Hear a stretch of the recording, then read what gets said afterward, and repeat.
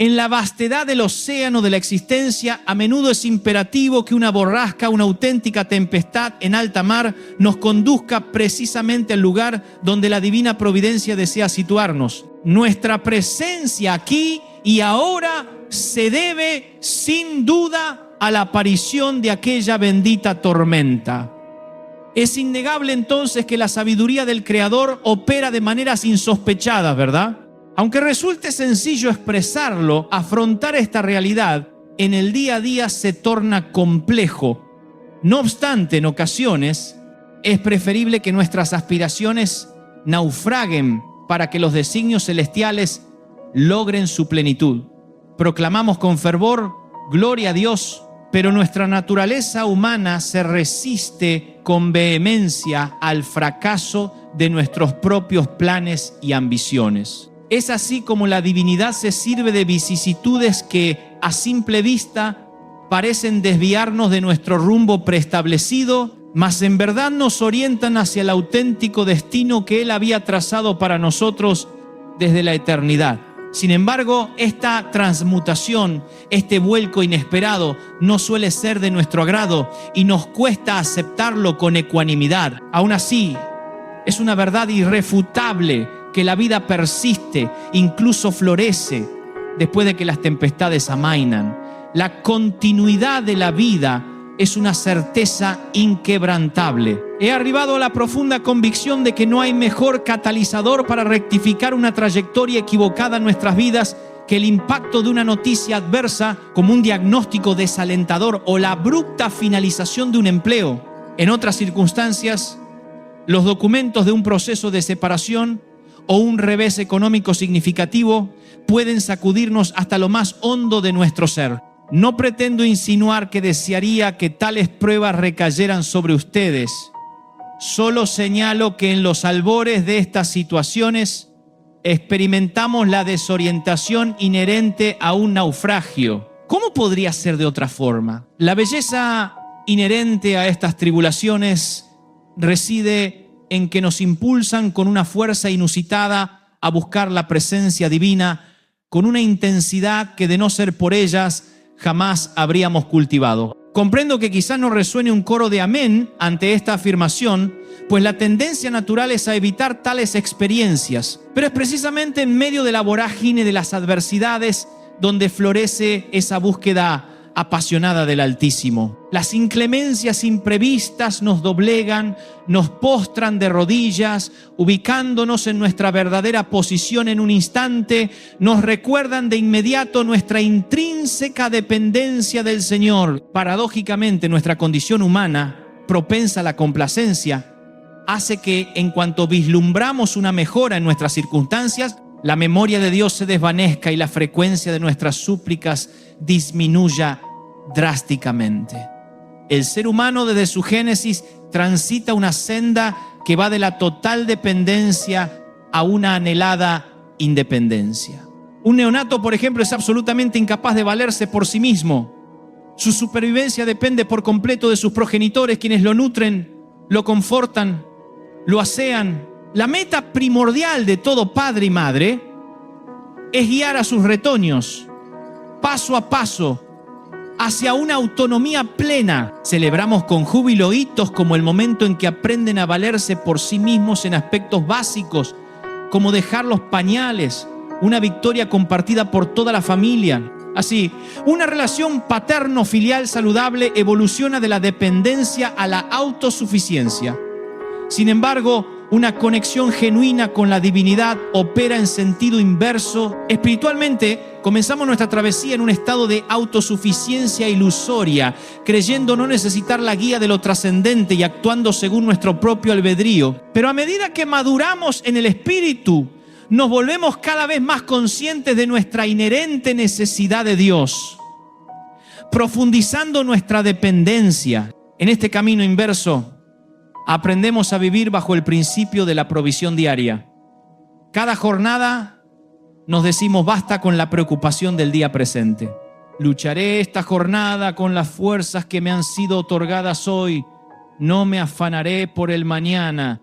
Este es el umbral de la verdadera sabiduría. Reconocerás tu propia sensatez el día en que vivas plenamente cada jornada, sabiendo que por hoy estás a salvo. Si hoy es un nuevo día, esta es tu porción. Esta es la esencia de la dependencia divina. No se trata de abstenerse de planificar o de carecer de metas. Lo que implica es liberarse de la ansiedad que lucubra sobre el futuro, pues el afán por lo venidero menoscaba la vitalidad del presente. El mañana traerá consigo la fortaleza necesaria para afrontar sus propios desafíos. Hoy es el tiempo de la acción presente. La dependencia de la providencia se manifiesta en vivir el día a día. ¿Por qué inquietarse excesivamente por el sustento o el vestido si la preocupación no puede añadir ni un ápice a nuestra estatura o a la longitud de nuestra vida? La gracia divina es suficiente para cada jornada. Este principio constituye la piedra angular de la sabiduría espiritual. No obstante, para asimilar esta verdad fundamental, a veces es menester que la providencia permita que atravesemos por alguna tormenta, pues algunos de nosotros somos de carácter obstinado. Quizás no sea su caso, pero este humilde servidor es ciertamente pertinaz. Es en ocasiones la única vía para profundizar en el conocimiento del carácter divino, aunque a menudo nos mostremos más interesados en desentrañar la voluntad de Dios que en comprender su esencia. Multitud de personas anhelan conocer el plan específico de Dios para sus vidas, dónde residirán, qué bienes adquirirán, con quién unirán sus destinos. Desean que la divinidad sea una especie de oráculo personal. Sin embargo, conocer a Dios implica desear comprender su ser, su naturaleza, más allá de lo que pueda concedernos materialmente. Es imposible discernir la voluntad de lo trascendente si antes no se ha comprendido su corazón. Así, lo que nosotros percibimos como pruebas, vicisitudes o crisis, la divinidad lo nombra propósito. Y ese propósito supremo es que confiemos enteramente en Él y en su poder omnipotente. A veces nos permite hallarnos en una embarcación que se reduce a la fragilidad de una cáscara de nuez, casi a punto de zozobrar con cada embate de las olas, para que inclinemos nuestro rostro, doblemos nuestras rodillas y nos abandonemos por completo a su amparo. Cada nuevo capítulo en mi travesía, cada inédita etapa vital suele inaugurarse con una tempestad formidable. Esta constante se repite sin excepción. Me cuesta reconocerlo abiertamente, pues cada verdad que aquí expongo parece reafirmarse en mi propia experiencia. No invoco al Creador pidiéndole nuevas pruebas, simplemente no las anticipo. Sin embargo, al alcanzar un nuevo nivel, surge un nuevo desafío. Cada nueva asignación divina trae consigo una nueva tempestad. El Altísimo no nos confiere mayores responsabilidades sin antes probar la esencia de nuestra constitución. De esta manera, las adversidades no deben interpretarse como un castigo por nuestra desobediencia. Con suma frecuencia, son el resultado directo de nuestra obediencia a los preceptos divinos. Un nuevo desafío se presenta al ascender a un nivel superior. Anhelamos obtener aquello que el Señor nos promete y Él nos conduce a través de estas pruebas. Son el fruto de la obediencia. Al reflexionar sobre el pasado, constato que algunas de nuestras más acérrimas tormentas se transformaron en auténticos peldaños que nos elevaron a un nuevo escalón en nuestra senda existencial. Pero para ello fue preciso asumir el rol de piloto en medio de la borrasca. Rememoro mis inicios en la predicación siendo apenas un joven. Acudía a cualquier lugar donde me invitaran sin objeciones. Si la invitación era para predicar, mi respuesta siempre era afirmativa. En aquellos días, mi único anhelo era ser arrebatado. Suplicaba: Señor, llévanos ahora, sácanos de aquí para no tener que subir al púlpito. Para colmo, al predicar me encontraba con dos personas dormitando. Una con la mirada perdida, pobrecita, que no sabía si me observaba o si su vista divagaba. Yo, por mi parte, le predicaba a la nariz, esperando que captara algo. Y, además, un individuo peculiar que solía causar alboroto. También me invitaban a campamentos donde me enfrentaba a jóvenes que, tras un día entero de juegos y natación, al sentarse a las 10 de la noche para el servicio, caían en un sueño profundo. Por favor, suscríbanse al canal Corazón a Cristo para no perderse estos relatos de vida y fe. Ni que hablar de otras iniciativas que en algún momento emprendí, convencido de que la divinidad me había encomendado su realización y que hoy las evoco como las etapas más bochornosas y desilusionantes de mi existencia. Pero cuando se rememoran instantes del pasado y se cierran los ojos porque la vergüenza de entonces resurge con viveza, como en mi caso, aunque no ahondaré en detalles porque carece de relevancia para ustedes, poseo un vasto repertorio de tales experiencias. Sin embargo, no las canjearía por nada, ya que esos reveses en la alta mar, cuando se gestionan de manera inapropiada, pueden resultar devastadores, traumáticos y dejar una huella indeleble en la psique. Pero si logramos extraer lecciones de ellos, se convierten en las más grandes bendiciones. Por ende, las inclemencias nos imparten las enseñanzas más preciadas. Aunque desearíamos no tener que aprender de ellas, no experimentarlas o estar exentos de su influencia, estas dificultades impiden que nos atribuyamos el éxito, el mérito o que demos por sentado que jamás enfrentaremos problemas, que nuestra existencia fluirá sin tropiezos. Solemos afirmar que viviremos de triunfo en triunfo, pero para experimentar una sucesión de victorias es imperativo transitar de contienda en contienda. Así descubrimos que al caer de bruces, el Señor está siempre dispuesto a levantarnos nuevamente. ¿Cómo podríamos aprender esta verdad si nunca experimentáramos el fracaso? A veces erramos al suponer que jamás habremos de tropezar. La pregunta que resuena en el alma, sin importar nuestra madurez espiritual o vocación, es: ¿dónde se encuentra la presencia divina cuando el mundo se embravece, cuando la noche se cierne amenazante? Esta interrogante ha sido formulada desde el apóstol Pablo y Billy Graham hasta el creyente recién convertido.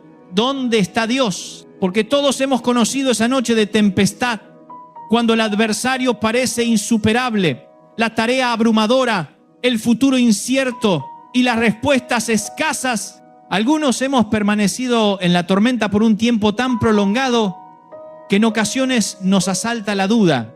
¿Seguimos en la ruta correcta o hemos terminado a la deriva en un lugar desconocido? ¿Nos hemos adaptado a una nueva normalidad, aferrados a una balsa, sin la menor idea de cuándo concluirá esta crisis?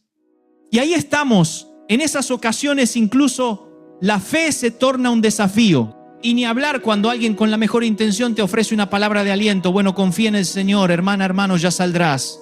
Pero el que está en medio de la tormenta es uno mismo. Entonces oramos, derramamos nuestro corazón ante el Altísimo y no hay respuesta, no hay sensación de cercanía ni consuelo en las Escrituras. Uno acude a la Biblia y parece no hallar lo que necesita. Sus palabras parecen abordar cualquier cosa, menos la propia aflicción. El espíritu se torna árido, el alma estéril debido a la incesante tempestad. No es solo que estemos inmersos en el vasto mar de la tribulación, sino que las aguas de la dificultad se infiltran en nuestro propio ser. La embarcación de nuestra vida comienza a ser agua. En la relación de pareja, en la dinámica familiar con los hijos, en la estabilidad financiera. Es la sed que provoca el agua salada del océano, la paradoja de estar rodeado de líquido y no poder beber. Uno eleva la mirada al cielo y parece que la divinidad no muestra premura. Sin embargo, el Creador opera en medio de las tormentas de formas que no podemos percibir ni comprender, y este proceso es absolutamente necesario. Pero caramba, qué difícil es transitarlo. ¿Cuándo fue la última vez que su vida se transformó de la calma al caos en menos de un minuto? Que todo se desmoronó, que todo se echó a perder, como dirían en algunos países. Pudo haber sido algo trivial, como apretar una tecla equivocada en la computadora y en cuestión de segundos perder el trabajo de meses. ¡Ay, caramba, si me ha sucedido! La tranquilidad estalla y todo se convierte en un torbellino de caos. O, en un tono más serio, recibes un mensaje a medianoche informándote que tu madre ha sufrido un desvanecimiento y debes acudir al hospital de urgencia. Adiós. Sueño reparador, bienvenida, vigilia, trasnochada, o quizá, al revisar el buzón como de costumbre, encuentras una misiva de la autoridad fiscal de tu país, la Hacienda, notificándote una auditoría. Hasta luego, serenidad. Hola, desorden. O tu superior te convoca a su oficina y te comunica: mire, usted es muy valioso para nuestra empresa, pero hemos resuelto que ha llegado el momento de que siga su camino. Y a uno le dan ganas de replicar: ¿y quién diablo le dijo que yo deseaba marcharme para que me dejaran ir? Y justo en este punto de la vida, o tu hija adolescente te confiesa: mamá, tenemos que hablar, revelando un retraso significativo en su ciclo menstrual. Sin duda, conoces la facilidad con la que la vida puede transitar de la calma al caos en cuestión de, minutos, segundos. Sabemos con certeza que la presencia divina es plenamente consciente de lo que nos acontece, que Él está al tanto de la tormenta que nos envuelve, esa que parece no tener fin y nos está agotando.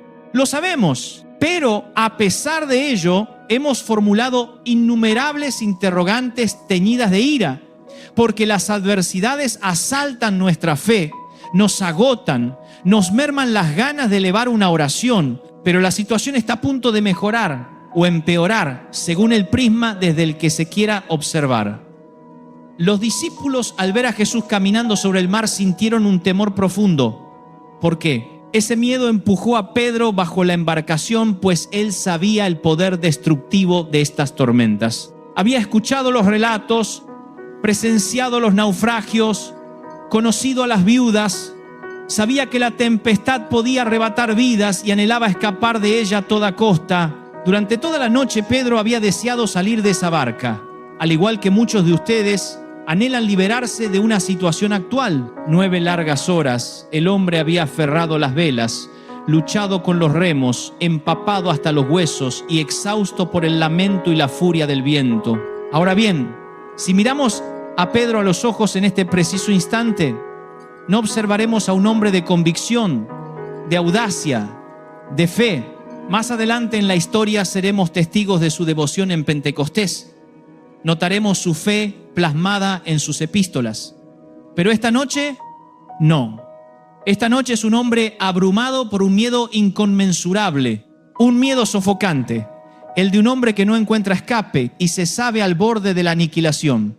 Sin embargo, de ese miedo nacerá un acto de fe, porque en muchas ocasiones la fe es la progenie del temor. Cuando uno experimenta un miedo extremo, cuando ya no puede más, es entonces cuando se realizan actos de fe que de otro modo nunca se llevarían a cabo. Yo no habría emprendido lo que hice si al principio hubiera contado con abundancia material, pues nunca habría sentido la imperiosa necesidad de ejercitar la fe.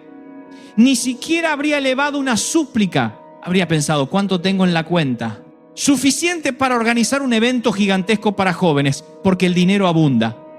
Incluso habría dudado si la divinidad me había realmente encomendado tal tarea. Pero la incertidumbre de cómo sostenerme, qué decir, cómo cubrir los gastos, eso es lo que hizo surgir la fe. Si no hubiera sido por aquella noche de tribulación, no habrías descubierto la magnitud de tu propia fe. No habrías conocido tu capacidad de resistencia. ¿Cómo sabes que eres resiliente? ¿Cómo es que puedes soportar las adversidades? Eres como el junco que se dobla ante el viento y vuelve a erguirse, porque has resistido la fuerza de la tempestad. Por favor, suscríbanse al canal Corazón a Cristo para inspirarse con más historias de resiliencia y dependencia divina. Razonemos esto. Si Pedro hubiera divisado a Jesús caminando sobre aguas apacibles en un día sereno, ¿habría pedido caminar sobre el agua? Si Jesús apareciera en la quietud de la tarde, le diría: Señor, ¿me permites caminar? No lo habría hecho, obviamente. ¿Para qué habría querido abandonar la barca si el lago fuera una suave alfombra, un viaje placentero?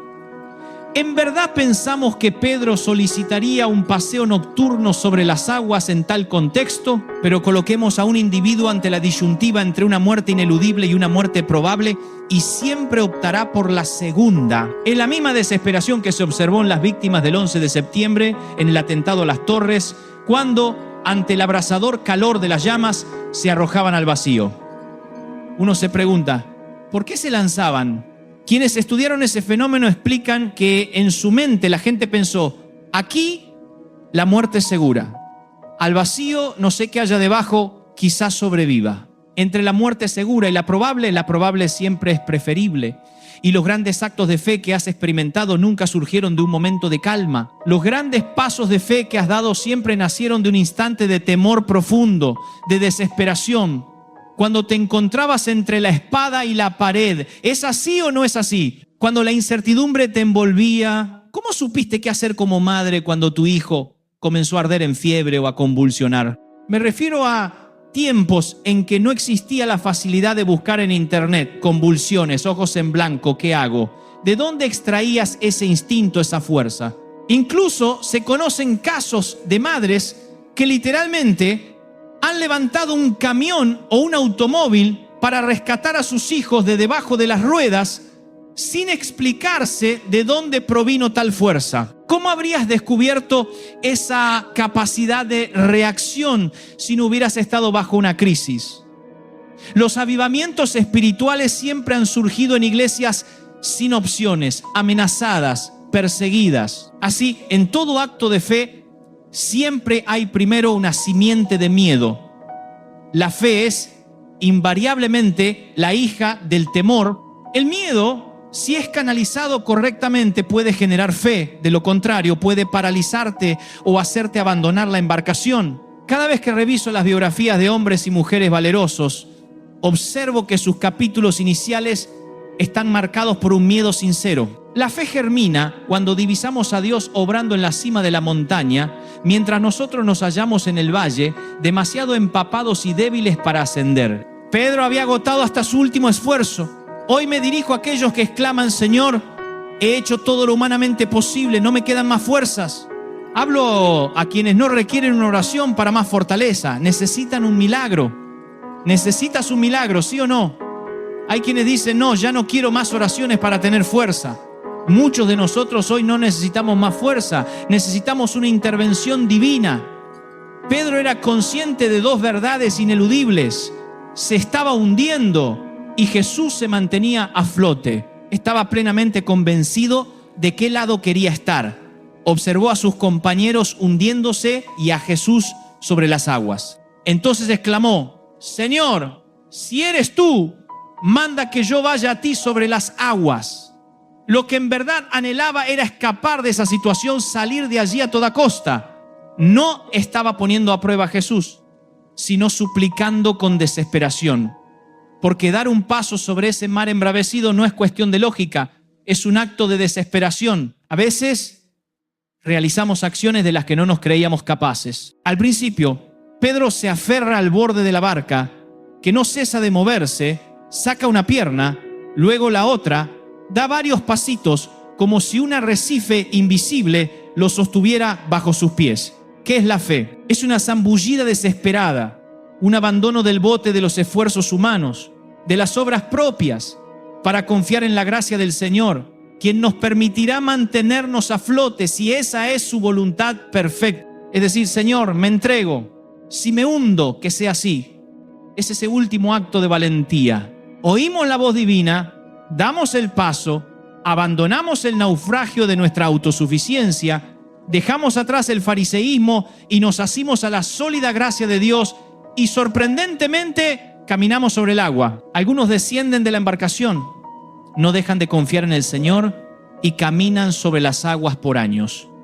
Otros, como Pedro, sentimos el viento, nos llenamos de miedo y nos invaden las dudas. No, soy demasiado pecador para que Dios me ame. No, ya metí la pata muy feo. Esta vez me va a dejar hundir. No merezco que el Señor me rescate. Y nos hundimos, dando tumbos en un mundo oscuro, en una iglesia legalista donde creemos no estar a la altura. Cuando abrimos los ojos de nuevo, solo vemos oscuridad. Intentamos respirar, pero no hay oxígeno. A veces tratamos de salir a la superficie con un congreso, escuchando un mensaje, una canción, y apenas logramos mantener nuestras cabezas fuera del agua. Tenemos que tomar una decisión. El soberbio, el arrogante, razona y dice: prefiero salvar las apariencias, prefiero vivir en hipocresía y hundirme en mi orgullo. El humilde, en cambio, suplica auxilio. Señor, necesito toda la ayuda posible, no un poco, toda la ayuda que puedas ofrecerme. Cuando Pedro comenzó a hundirse, exclamó: Señor, sálvame. y Jesús, extendiendo su mano, lo sostuvo. Así pues, hay momentos en nuestra existencia en los que sabemos que nunca más volveremos a ser los mismos. Existen noches de tormenta que nos marcan indeleblemente. Muchos hemos conocido al Señor como nuestro auxiliador, dador, fiel proveedor y sabio consejero. Pero jamás olvidaremos la primera noche en que lo vimos sereno y en calma en medio de nuestra más acérrima tempestad. Esa imagen nunca se borra. Es el día en que conocemos a Dios por excelencia, el Dios que nos permite atemorizarnos lo suficiente como para sentir que lo necesitamos con desesperación y luego se acerca lo suficiente para que lo contemplemos. Es el Dios que utiliza las inclemencias para estrechar nuestra relación con Él. A veces, lamentablemente, necesitamos un temporal para depositar nuestra confianza en Él.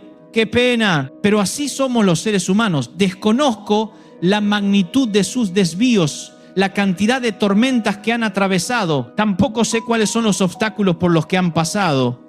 Y tal vez su vida esté experimentando giros inesperados que no tenían planificados en este punto. Tal vez sientan que sus sueños están en suspenso, congelados. La vida no ha transcurrido conforme a su diseño. Hoy puedo percibir su frustración. Comprendo su desasosiego. Créanme que no lo minimizo ni insulto su inteligencia. Entiendo su frustración. Sin embargo, esta es la esencia. Cuando uno se siente frustrado, esa es la antesala para conocer a Dios en una dimensión más profunda. Somos tan obstinados que la única manera de doblegar nuestras rodillas y exclamar: Señor, mis planes se han agotado, ¿me ayudas?, es a través de la frustración. A veces elevamos oraciones como esta: Señor, no sé qué hacer, estoy en un aprieto inmenso, no tengo la menor idea de cómo salir. Cuenta la tradición que un día un labrador pidió al Creador que le permitiera decidir las condiciones climáticas para asegurar el éxito de sus cosechas. Expresó: permíteme determinar cuándo habrá sol, calor o frío. Y la divinidad se lo concedió. Así, cuando el campesino deseaba una lluvia ligera, llovía. Cuando pedía sol, brillaba en todo su esplendor. Si necesitaba más agua, hacía llover un poco más. Pero al llegar el tiempo de la cosecha, grande fue su sorpresa y estupefacción al constatar que la cosecha fue un fracaso rotundo. Desconcertado y molesto, interpeló a la divinidad: ¿qué hice mal con el clima? Si puse lo que creí conveniente, ¿qué falló para que la cosecha no diera fruto? Y Dios le respondió: tú pediste lo que querías, pero no lo que en verdad convenía a tu siembra. Olvidaste pedir tormentas, y estas son muy necesarias para limpiar la siembra, ahuyentar las aves y los animales que la consumen, purificarla de plagas que la destruyen. Olvidaste pedir tormentas, y creo que eso es lo que solemos olvidar a lo largo de toda nuestra existencia. Se nos olvida pedir tormentas. Afortunadamente llegan sin que las pidamos.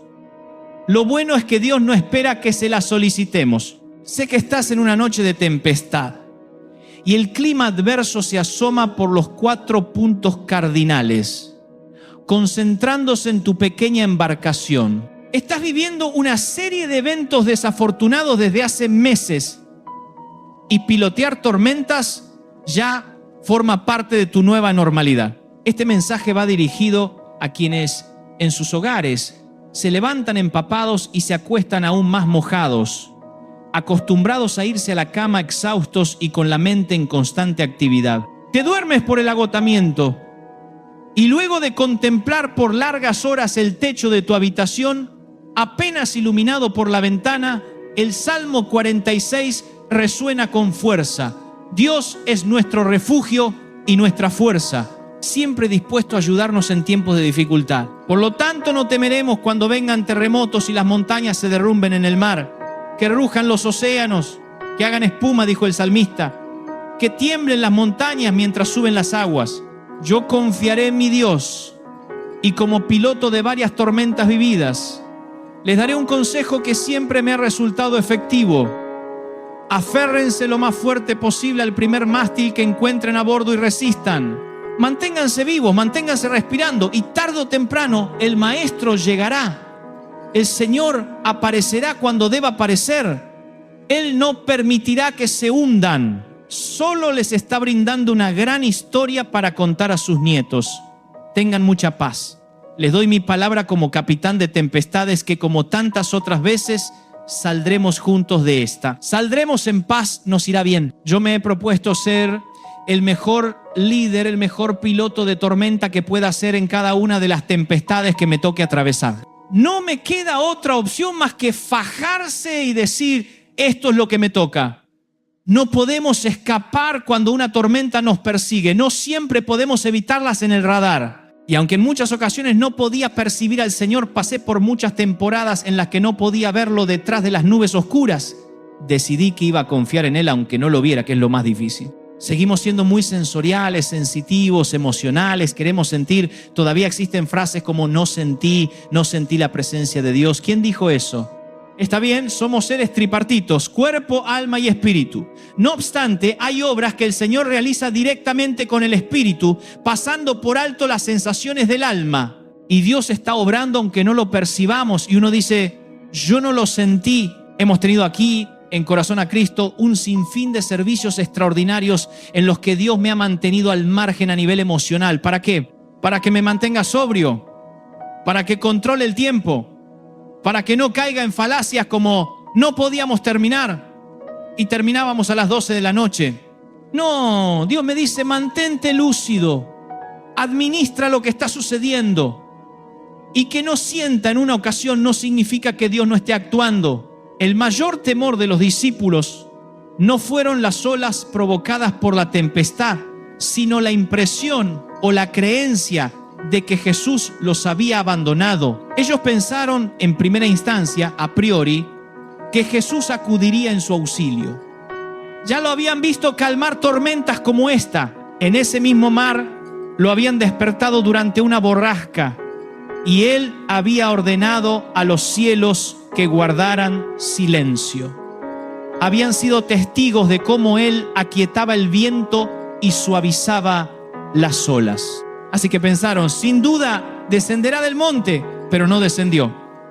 Y los brazos de los jóvenes comenzaron a fatigarse de remar. Y de Jesús nada se sabía. 3 horas, nada. 4 horas, nada. Y los vientos cada vez más embravecidos y la nave dando tumbos. Y de Jesús nada. Llega la medianoche, llevaban 6 horas en el mar, 6 horas de tormenta. El domingo pasado una llovizna insignificante hizo que algunos se quedaran en casa. 6 horas de tormenta. No, si tengo una herida que me durará un par de domingos. 6 horas. Yo vine, no sé dónde estaban, yo estaba aquí mismo en California. 6 horas y todo ese tiempo luchando contra la tempestad y tratando de ver si llegaba el maestro. Hasta ese momento la tormenta parecía ganar y el maestro no aparece por ningún lado. Y ellos murmuran, alimenta a 5,000 extraños. Porque antes de eso ocurrió el milagro de la multiplicación de los peces y los panes. Así que alimenta a 5,000 extraños y nos deja que nos muramos en alta mar. Y el Evangelio de Marcos añade unos comentarios que no son menores. Ustedes dirán, ¿y por qué los dejó solos en la tormenta? Ahora lo sabrán. Son comentarios muy interesantes que a algunos se les pasan por alto, no sé por qué. Dice, estaban en medio de la tempestad y no habían entendido lo de los panes por cuanto habían endurecido sus corazones. ¿Qué había que entender de los panes? Para quienes no tienen idea, Jesús está predicando a una multitud de 5,000 hombres, sin contar mujeres y niños. Lo que se presume eran 15,000 personas. En un momento, un niño trae una vianda, Jesús ora por ella, que solo contenía para el sustento del pequeño, multiplica el alimento y recogieron 12 cestas llenas de sobras. Imaginen cuánto habrá multiplicado. A los discípulos se les endureció el corazón, no lo habían entendido. Dice, ¿por qué? ¿Por qué no celebraron? ¿Qué quiere decir Marcos? Les explico. Antes de subir a la barca aquella noche, los discípulos estaban molestos y furiosos con Jesús, precisamente por el milagro de la multiplicación. Lo dice Marcos. Sus corazones estaban endurecidos. ¿Qué es un corazón endurecido contra un líder que muestra una cara de que todo está bien, pero por dentro te está enviando a paseo? Dios le bendiga, pastor, corazón endurecido. La multitud estaba allí antes de la tormenta. Y vienen los discípulos y le dicen a Jesús, creo que es hora de despedir a la gente, que cada uno se las arregle como pueda, que vaya a buscar un lugar para comer. Claro, en ese entonces, cuando los discípulos hacen este pedido, ya eran el círculo íntimo de Jesús. habían probado las mieles del estrellato, eran celebridades, se creían importantes. No eran ellos quienes habían congregado multitudes.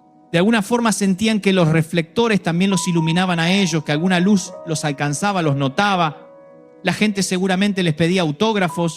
Pedro, ¿me firmas? Y Pedro firmaba. Eran como los músicos de una estrella de rock. Así que, luego de que Jesús termina de predicar, creo que Pedro dice: hey maestro, ¿por qué no despides rápido a la chusma y cenamos tranquilos entre nosotros, el equipo íntimo? Pedimos unos sushis, sashimis, no sabe lo que es. Para 13 nada más, pide sashimis para los muchachos, tú y nosotros nos reunimos y hablamos. Jesús dijo: no señor, denles ustedes de comer a toda esta gente. No olviden que están aquí para servirlos a ellos. Y los tipos con cara de estreñimiento, con el ceño fruncido, sirven los panes y los peces que el Señor multiplicó. Les importaba un comino el milagro de la multiplicación. Les dolió el orgullo de que ellos, las celebridades, los apóstoles, los líderes, tuvieran que servir la comida de verdad. No sé si comprenden lo que significa servir comida a una multitud de 15,000 personas hambrientas y de mal humor. El hambre siempre te pone de mal humor. Hacer fila cuando son 15,000 para comer, 15,000 comensales. Y para entender el enojo de los discípulos, voy a ser un poco su abogado del diablo. Ustedes dirán: pero qué gente horrible, ¿cómo pueden no disfrutar semejante y tamaño milagro? Para ponerme un poco del lado de los discípulos hay que quitarle primero el vitral místico, el vitral religioso, la experiencia, y se lo pondré blanco sobre negro por experiencia propia. Esto yo lo he vivido en campamentos, en congresos, se vive aquí en el café, en cualquier sitio donde la gente va a comer o a tomar algo. No importa que le des algo gratis a la gente, siempre van a reclamar y quejarse. Y no me miren así porque todos somos humanos. No es que estemos hablando de los de Neptuno, somos personas. No importa, lo voy a poner así, que nos den las cosas gratis. Siempre nos vamos a quejar. Prepárense para una revelación que transformará su perspectiva sobre las pruebas más duras. Si sienten que la vida los ha golpeado sin piedad y que sus planes se desmoronan, descubran cómo cada tormenta es en realidad un paso gigantesco hacia el verdadero propósito divino. Dejen de ahogarse en la ansiedad y aprendan a caminar sobre las aguas de la adversidad con una fe inquebrantable. Esta es la clave para desatar el poder que no sabías que tenías. Y navegar en paz, incluso en la noche más oscura, para que nunca se pierdan lo último y reciban inspiración diaria que les saque de cualquier naufragio. Suscríbanse al canal Corazón a Cristo ahora mismo y transformen cada desafío en un escalón hacia la victoria. Hasta la próxima, y que la paz de Dios inunde sus corazones.